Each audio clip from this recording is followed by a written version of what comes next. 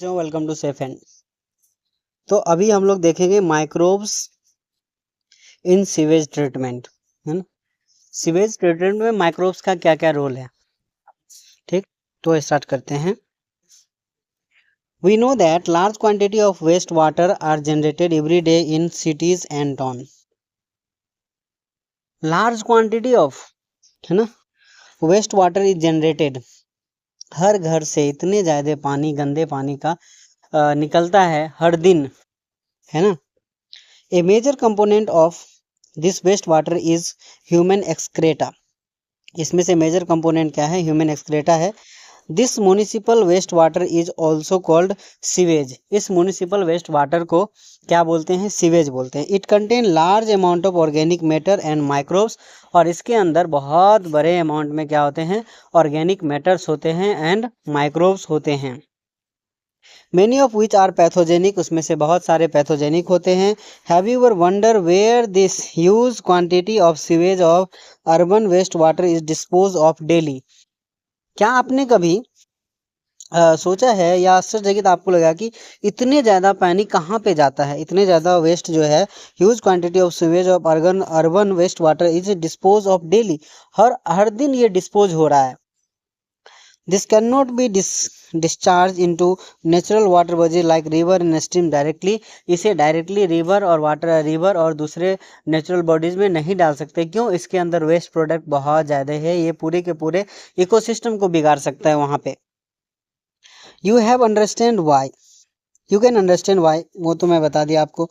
Before disposal hence sewage is treated in sewage treatment plant. इसको dispose करने से पहले इसे ट्रीट किया जाता है कहाँ पे? सीवेज ट्रीटमेंट प्लांट में, to make it less polluting, इसे कम पॉल्यूटिंग बनाने के लिए। The treatment of waste water is done by heterotrophic microbes naturally present in the sewage. जो सीवेज के अंदर नेचुरली प्रेजेंट माइक्रोब्स है, हेट्रोट्रॉपिक माइक्रोब्स है, उसी के मदद से इसका क्या होता है?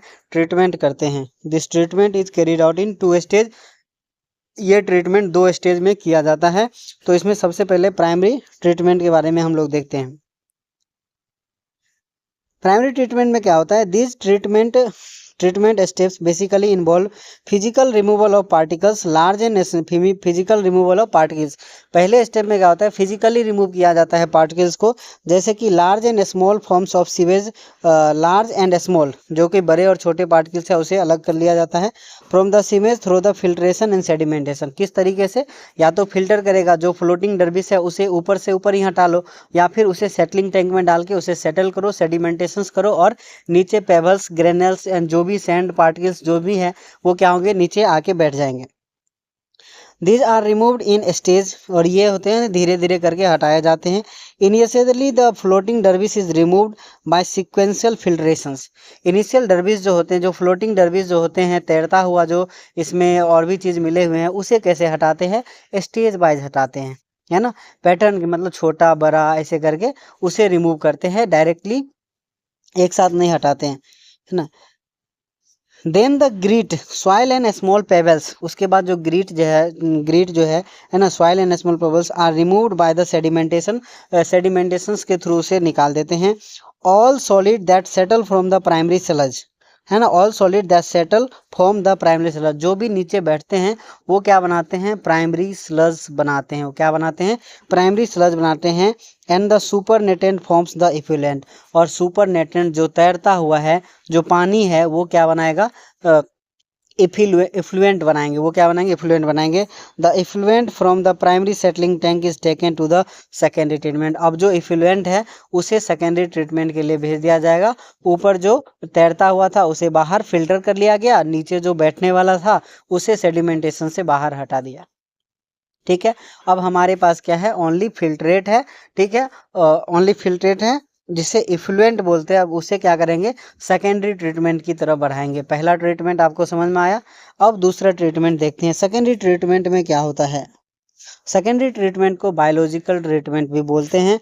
The primary effluent is passed into large aeration tanks where it is constantly agitated mechanically and air is pumped into it.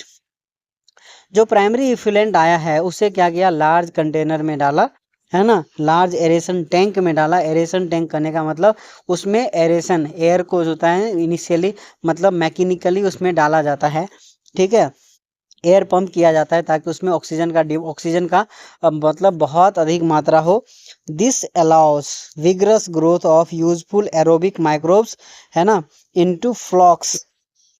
अब देखिए इसमें क्या है कि जो बैक्टीरिया उसके अंदर पहले से प्रेजेंट है, हेट्रोट्रोपिक बैक्टीरिया, है ना, अब वो क्या करेगा, ऑक्सीजन जो मिला रहे हैं तो उसका ग्रोथ जो होगा, पहले से ऑर्गेनिक मैटर प्रेजेंट है, माइक्रोब्स भी प्रेजेंट है, अब उसमें क्या कर रहे हैं, ऑक्सीजन डाल रहे हैं। तो ऑक्सीजन डाल रहे हैं तो इन द सेंस उसके पास एनर्जी का भंडार होगा और वो पूरे के पूरे ऑर्गेनिक मैटर को क्या करेगा, खत्म करेगा और अपना प्रोडक्शंस बढ़ाएगा, है ना।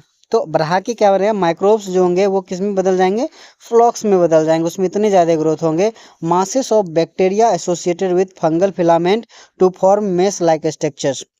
मासेस ऑफ बैक्टीरिया, इस फ्लॉक्स के अंदर क्या होंगे, masses of bacteria associated with fungal filament, fungal filament के साथ बैक्टीरिया भी क्या होंगे, एसोसिएट होंगे, to form mesh like structure, जालीनुमा स्ट्रक्चर जो बना लेगा, ठीक है, उसे क्या बोलते हैं, फ्लॉक्स। इसमें क्या होंगे, फंगस और बैक्टीरिया जो है ना, ये दोनों इतने ज़्यादा ग्रो करेंगे कि एक मेस लाइक स्ट्रक्चर बना लेगा, उसे नॉर्मली फ्लॉक्स कहा गया, मतलब पूरे के पूरे ऑर्गेनिक मैटर को क्या करेगा, खा जाएगा।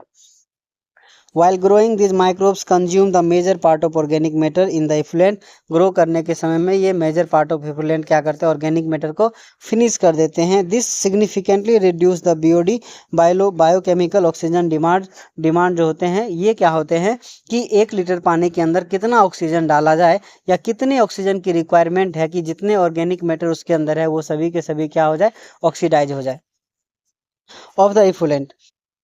अब वही बता रहा है, BOD refer to the amount of oxygen that would consumes if all the organic matter in 1 liter of water oxidized by the bacteria के द्वारा 1 लीटर पानी के अंदर सारे के सारे ऑर्गेनिक मैटर को ऑक्सीडाइज कर दिया जाए तो वही क्या होगा, उसका BOD, जितना ऑक्सीजन की जरूरत पड़ेगी वही बायोकेमिकल ऑक्सीजन डिमांड है। The sewage water is treated till BOD is reduce. Sewage water को ट्रीट तब तक किया जाता है, उसमें एरेशन टैंक में तब तक घुमाया जाता है जब तक कि उसका बीओडी कम ना हो जाए। The BOD tested measure the rate of uptake of oxygen by microorganisms in sample of water and thus indirectly BOD measure the organic matter present in the water. जितना ज़्यादा बीओडी होगा इसका मतलब है कि उतना ज़्यादा जो है कि ऑर्गेनिक मैटर है। तो इनडायरेक्टली बीओडी के हेल्प की मदद से इनडायरेक्टली हम पता करते हैं, डायरेक्टली पता नहीं करते, इनडायरेक्टली पता करते हैं कि इसके अंदर ऑर्गेनिक मैटर कितना है, ठीक है। The greater the BOD, BOD of the waste water, more is the polluting potential। जितना ज़्यादा BOD होगा उतना ज़्यादा उसमें क्या है, polluting potentials है।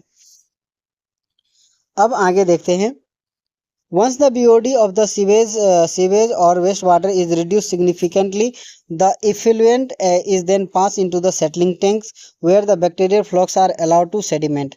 अब ये BOD जब कम हो गया तो इसे क्या कर देगा, जो भी वाटर है फ्लॉक्स के साथ उसे सेडिमेंटेशंस में डाल दिया, एक सेडिमेंट्री टैंक में डाल दिया, वहाँ पे सेडिमेंट होंगे। तो जितने भी फ्लॉक्स है वो सभी क्या करेंगे, नीचे सेडिमेंट हो जाएंगे।